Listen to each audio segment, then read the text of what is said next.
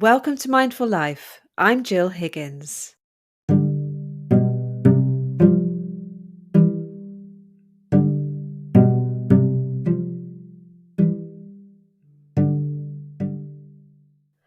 This episode explores what's known as the inner critical voice and how mindfulness can help us to tame it.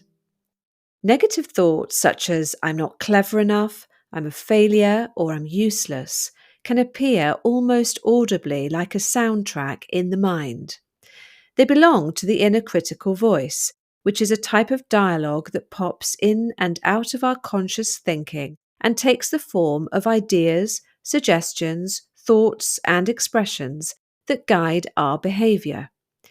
In essence, the inner critical voice is the familiar negative tune our mind starts to hum to remind us of just how useless or inadequate it deems us to be.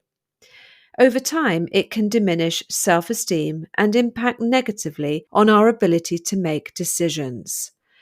It's the voice of disgust and disappointment. It's the harsh, judgmental way we speak to ourselves in a tone we would never use with a friend. It's also very keen on the words would have and should have. Sometimes the inner critical voice is so powerful that it can feel like it's a core part of our identity. Some people view it as a necessary evil to drive them on to achieve better results. But in reality, it serves only to reinforce a sense of unworthiness. In the workplace, our inner critical voice might try to convince us that we're not popular or that we will never attain the professional heights we may seek. It might persuade us that life is elsewhere and that we're simply not good enough to get what we think we want in order to feel satisfied. The first step towards taming the inner critical voice is to notice its arrival. This, however, is easier said than done, as we're so used to hearing it that it can feel as though it's intimately connected with who we are. So this is where the practice of mindfulness comes in useful, as it helps us to notice when the inner critical voice starts to speak. The next time it appears, see if you can hear what it says, notice how often it visits, and how it makes you feel.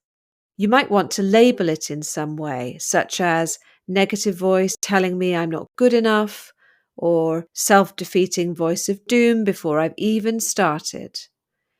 In response, choose to acknowledge its presence and gently invite it to move on. Ultimately, the inner critical voice is often a symptom of simply stress or exhaustion. Noticing how vicious your own commentary can be provides a much needed moment for reflection. See if you can replace or soften its content with self-compassionate words of kindness. By befriending the mind and understanding its habits, you become less vulnerable to the impact of negative thoughts when they do arise, and less prone to being trampled by the demands of your own perfectionism. So, see how you might respond differently when your inner critical voice next pays you a visit.